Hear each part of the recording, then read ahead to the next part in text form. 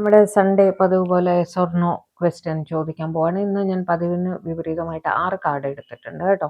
എപ്പോഴും ഞാൻ 5ആണ് എടുക്കുക, ഇന്ന് ഞാൻ 6 കാർഡ് എടുത്തിട്ടുണ്ട്.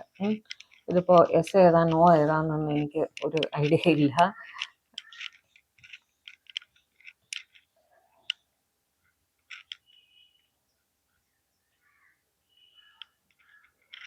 നിങ്ങൾ ചെയ്യേണ്ടത് ഡിവൈനെ മനസ്സിൽ വിചാരിക്കുക. നിങ്ങൾക്ക് യെസ് ഓർ നോ എന്ന ആൻസർ കിട്ടുന്ന രീതിയിലുള്ള ഒരു ക്വസ്റ്റ്യൻ മനസ്സിൽ വിചാരിക്കുക.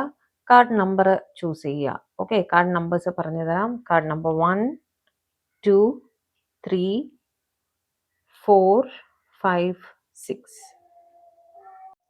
1, 2, 3, 4, 5, 6.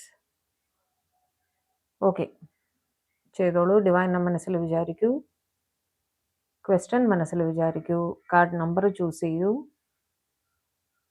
എടുക്കുകയാണേ. Card number 1.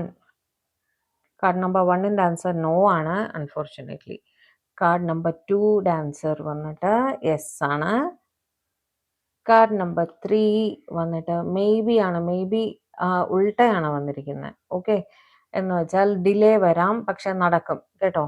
ഡിലേ വരും, നടക്കും തന്നെയാണ് കാണുന്നത്.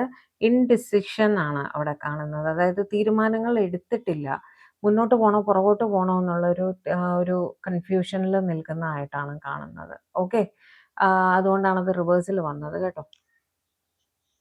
കാർഡ് നമ്പർ 4 യെസ് ആണ്. കാർഡ് നമ്പർ 5 യെസ് ആണ്.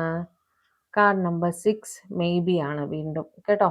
മേ ബി പറയുമ്പോൾ നടക്കും. അറ്റ് പ്രസന്റ് സ്ട്രെസ്ഡ് ആണ്, തിങ്കിങ്ങിലാണ് ആള്. അറ്റ് പ്രസന്റ് ചിന്തിക്കുകയാണ് കേട്ടോ. തീരുമാനം എടുത്തിട്ടില്ല എന്ന് തന്നെയാണ് കാണുന്നത്. 2 മേ ബി കാർഡും അങ്ങനെ തന്നെയാണ് കാണുന്നത്. ഓക്കെ, പക്ഷെ ഡിലേ വന്നാലും നടക്കുമെന്ന് തന്നെയാണ് കാണുന്നത് കേട്ടോ. ടൈം ആവും, പക്ഷേ ക്ഷമയോടെ വെയിറ്റ് ചെയ്യുക എന്നുള്ളതേ നമുക്ക് ചെയ്യാൻ പറ്റുള്ളൂ. ഓക്കെ.